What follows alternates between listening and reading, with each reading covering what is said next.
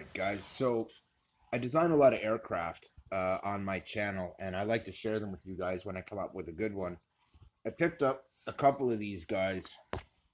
They were elastic powered gliders, not so much elastic, spring powered little hand launchers.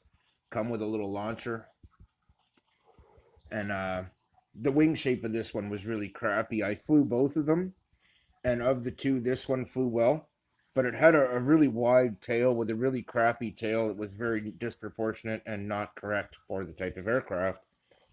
So I redesigned both of these. This was actually rounded wingtips in a really lame design. But, you know, what do you expect for a $3 toy from the dollar store? Well, I'm kind of picky. So I took this as a template, and I will make one like this. But I decided, because this one flew better of the two, I modified the rear end. I have the whole thing set up, and it CGs very well, even just in and of itself, right where it ought to. And it flew well on its own before I modified it, but not well. It just flew better than the other one. So I modified it and improved it, shortened the tail, narrowed it, gave it proper shape, and then it's going to be a pusher prop. So originally I was thinking I would just use this. The problem is it's very flimsy material, and it really won't hold its shape. And if you look across it, it's got a shape to it that's quite nice that I put into it, and it did fly very well like this. Which brings me to the pile of scrap sitting here and the tape, which, if you've been watching my channels, you know means a tape model of an aircraft. So welcome to the little aircraft I built. Now you'll see it's got some VGs here. Now the reason is I have two batteries in this right now. One in the nose, which is a 280, and this one right here, which is a 450. And I've showed you guys the weights of those batteries. They're both right around 8 grams. And if we take a look at this right now, the reason I point this out is because right now it CGs absolutely flawlessly, guys. It really does. And so I'm actually pretty excited about this because I glide tested it and it flew perfectly. Those two batteries are actually more than the weight of the airplane. This is more than its finished weight will be, guaranteed. And the reason is we've got an 8-gram battery and an 8-gram battery. That's not what we'll be flying. What we'll be flying is a 5-gram battery, a 3-gram motor and prop combo. That's 8 grams. That's one of these batteries.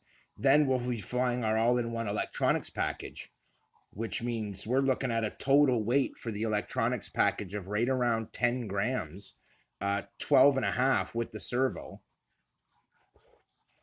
instead of the 16 grams that I'm representing here. So we're going to lose 3 grams off of this. This will actually come in right at 16 grams.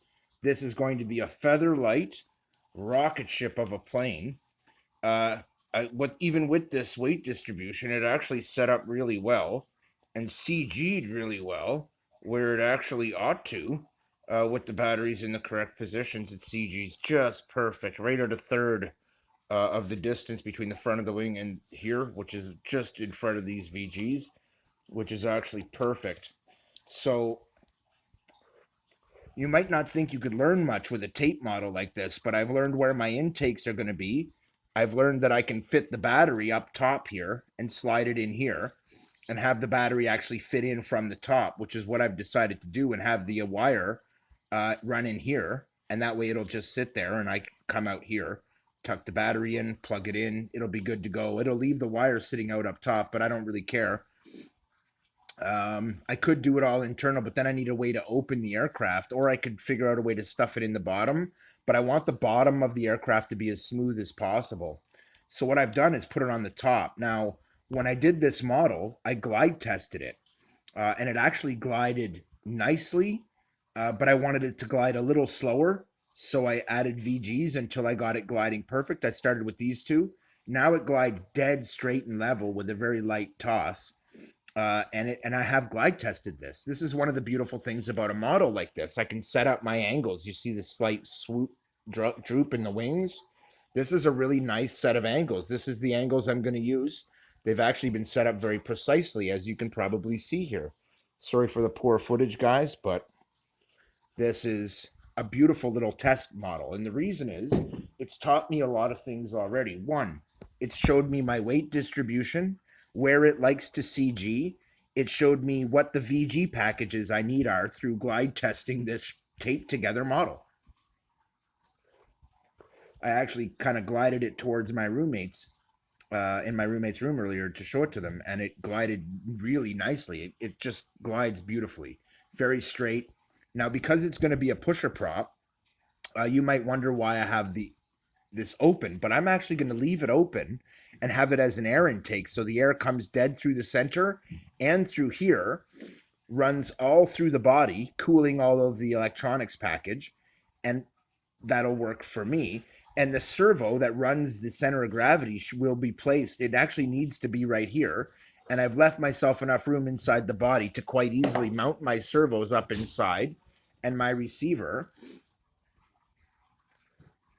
And the way I have this going together, you'll basically just be able to take it apart here, pull everything out, service it.